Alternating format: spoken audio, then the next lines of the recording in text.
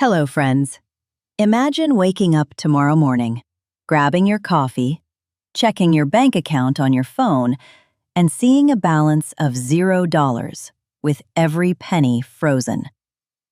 No warning call, no knock on the door, no email, just a letter you never opened sitting in a pile of mail on your kitchen table. And now, every dollar you had is gone. That is not a scare story. That is exactly what happens when the IRS sends a levy notice to your bank. And last year, they did it over 314,000 times across this country. That number jumped 13% from the year before, which means this is not slowing down, it is speeding up, and more people are getting hit now than at any point since the pandemic. But here is why I need you to stay with me today. Because there is one free form, one single sheet of paper, that forces the IRS to stop everything cold. And later in this video, I am going to reveal the money that the IRS is not legally allowed to touch, no matter how much you owe. And what I found in a government report will genuinely shock you. Look, I know how this works. The IRS sends you letters written in language that feels like it was designed by lawyers to confuse you on purpose, and nobody sits you down to translate it. They expect you to already know every rule, every deadline, every form number, and if you miss something, they do not call you to say, "Hey, you forgot." They just take your money. So let me be the person who sits you down at the kitchen table and walks you through this. Because what you do not know about IRS levies can cost you literally everything in your bank account. Here is how the trouble usually starts. You owe some taxes, maybe from a year you forgot to file, maybe from a mistake on a return, maybe from a penalty that snowballed while you were not looking.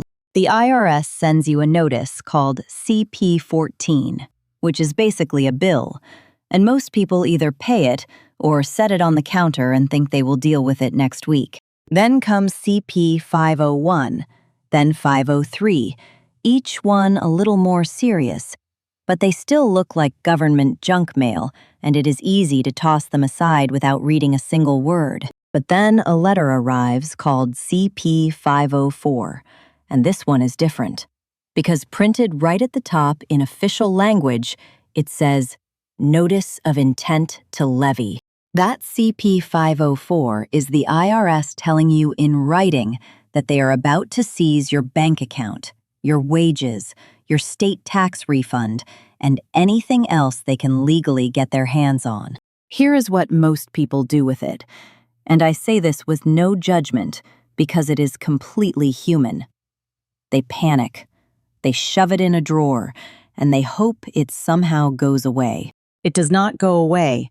And every day that letter sits in that drawer is one day closer to the IRS moving forward. So the very first thing you need to do is read it and call the number on it. All right, now let me tell you what actually happens to your bank account once the IRS decides to pull the trigger, because this is the part that catches people completely off guard. The IRS mails a form called 668A directly to your bank, not to you, to your bank. And the moment your bank receives that form, every dollar in your account is frozen that same day. You wake up, you try to buy groceries, your card is declined. You try to pay rent, the transfer fails. You call the bank, and they tell you your account has been levied by the IRS. You cannot withdraw it. You cannot move it. You cannot use it for medicine, for gas, for food, for anything. Your money is sitting right there, but you cannot touch a single penny of it. Now here is the detail that could save you, and I mean this literally. Your bank is required by law to hold those frozen funds for 21 calendar days before sending them to the IRS. 21 days. That is your lifeline. That is the window the law gives you to contact the IRS, work out an arrangement, or prove that the levy should not have happened in the first place. After day 21, the bank sends every frozen dollar straight to the IRS, and getting it back after that becomes a fight most people do not have the energy or money to take on. One thing that helps you a little: the levy only grabs what was in your account the day the bank received it, so any deposits that land after that date are not part of this particular freeze. But do not get too comfortable with that, because the IRS can send another levy next week and the week after that until the full debt is paid or a formal arrangement is in place. And listen, if the IRS levied your account by mistake and your bank charged you a processing fee, you can file Form 8546 to get that bank fee reimbursed directly from the IRS. Now here is the most powerful piece of information in this entire video. And I am not exaggerating when I say this one thing can change everything for you if you act in time.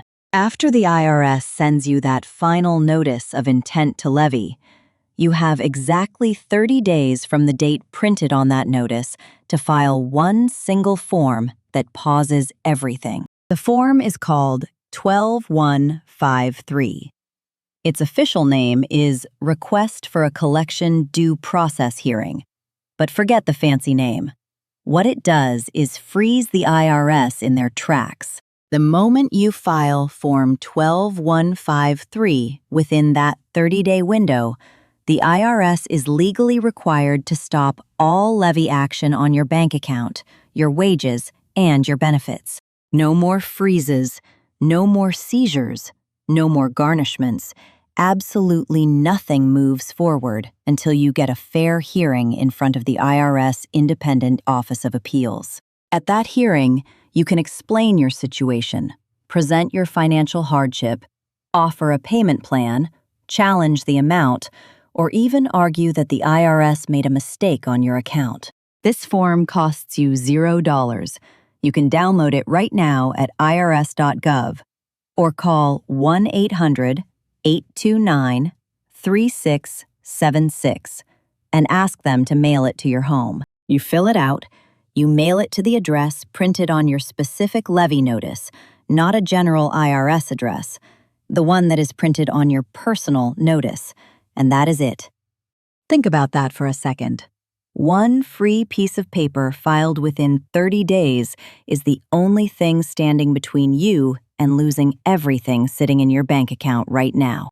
Did you know this form existed before today? Because most people I talk to have never heard of it. And that is exactly why I do what I do on this channel every single week. I break down these deadline-sensitive IRS and Social Security rules in plain English before those deadlines pass you by. So if you are new here, hit subscribe and turn on the bell right now. That way, the next time the IRS changes a rule or a deadline that affects your money, you hear about it here first instead of finding out after it already cost you. Okay, so your bank account is one target, but the IRS has a second way to come after your money, and this one hits people on fixed income the hardest because it never stops. The IRS runs something called the Federal Payment Levy Program, and through this program, they automatically deduct 15% from your Social Security check every single month. This is not a one-time deduction. It is a continuous levy that takes 15% of your benefit month after month after month until your entire tax debt is paid off. Let me put real numbers on this so you can feel it. The average Social Security retirement check right now is about $1,945 a month. 15% of that is $291.85 taken from your check every single month. And over a full year, that adds up to $3,502. Picture getting your Social Security deposit this month, and it is almost $300 less than what you expected, and nobody called you, nobody warned you. It just showed up short. And here is what makes this even more painful. For tax debts, there is no minimum amount the IRS has to leave you. They take that 15% no matter how small your check becomes. For non-tax debts like student loans, the law protects the first $750 of your monthly benefit. But for taxes, that protection does not exist. There is no floor.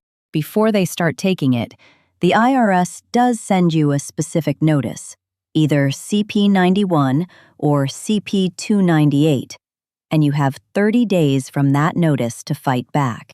That same Form 12153 works here too. File it within 30 days of that notice, and the Social Security levy stops before it ever takes the first dollar from your check.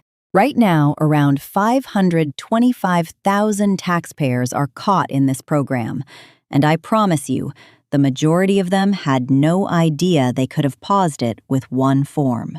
And in just a moment, I'm going to tell you about one phone number that connects you to completely free help that most people in this situation do not even know exists.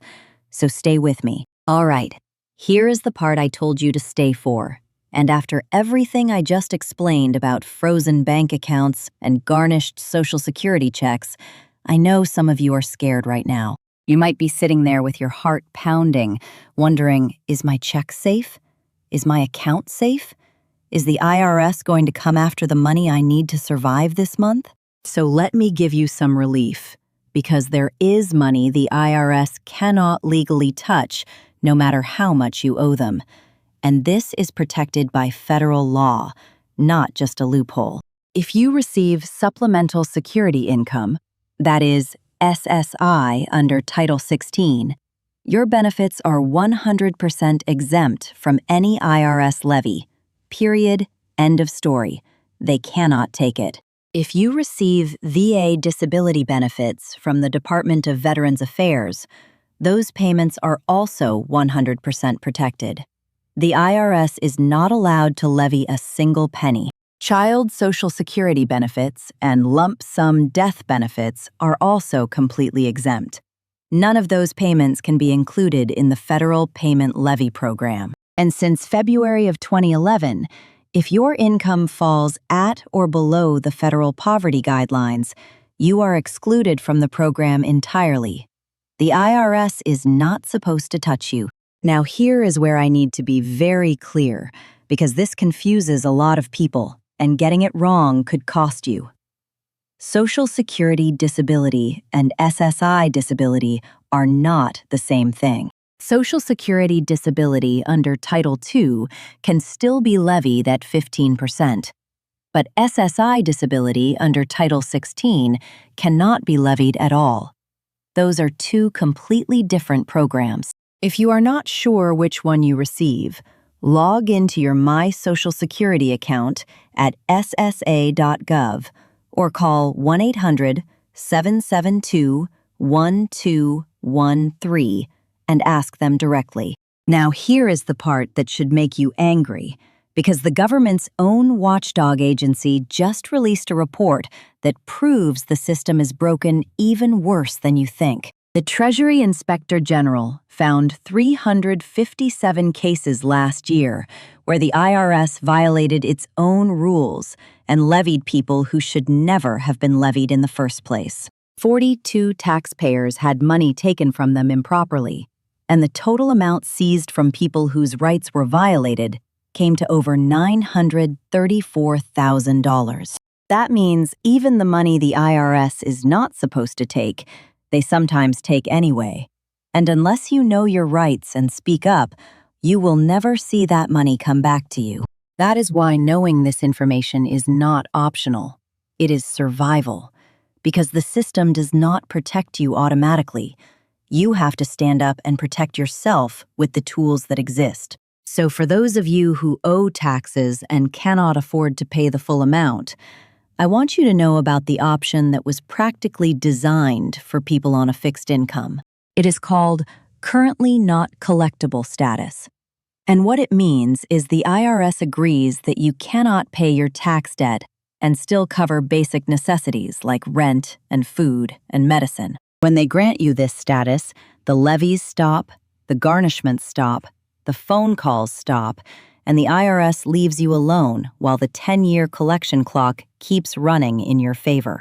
You request it by filling out Form 433F, which is a simple financial statement showing what comes in every month and what goes out. and the IRS reviews your situation. Your debt does not disappear, but the pressure stops. And for someone living on Social Security who is already stretching every dollar, that breathing room can genuinely change your life. There are a few more options I want you to know exist. An installment agreement lets you pay in small monthly amounts over up to 72 months using Form 9465. An offer in compromise lets you settle for less than you owe, but only about 21% of those offers get accepted. So go in with realistic expectations and maybe get some help. And during that 21-day bank freeze I told you about, you can call the IRS and request a hardship release if that frozen money is the only thing between you and not eating this week. Now remember that phone number I told you to stay for? Here it is. And please write it down or save it in your phone right now, because this could be the most important call you ever make. There is a free service inside the IRS called the Taxpayer Advocate Service. They are completely independent from the collection side, and their only job is to help people exactly like you. The number is 1-877-777-4778.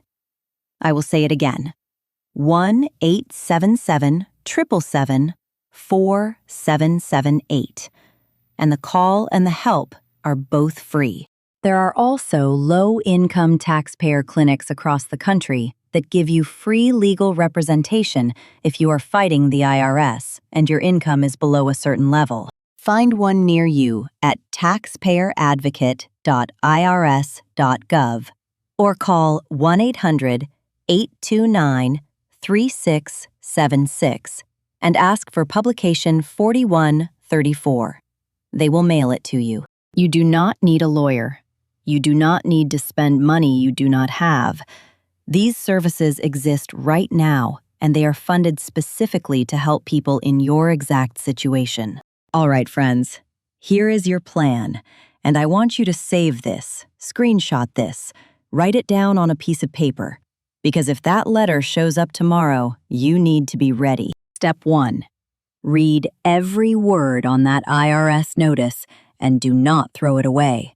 The dates printed on it are your deadlines, and missing them means losing your right to fight back. Step 2. Call the toll-free number printed on your notice, because sometimes a single phone call can resolve the situation before it goes any further than that piece of paper. Step 3. If you got a final notice of intent to levy, download Form 12153 and file it within 30 days to pause all levy action on your bank and your Social Security. Step 4. If your bank account is already frozen, act within 21 days. Call the IRS, request a hardship release, and have your financial information ready when you do. Step 5. If you cannot afford to pay anything at all, ask about currently not collectible status using Form 433F, because living on a fixed income qualifies you in most cases. Step 6. No matter where you are in this process, call the Taxpayer Advocate Service at 1-877-777-4778. The help is free and it is real. Friends, before I let you go, I want you to think about someone in your life right now.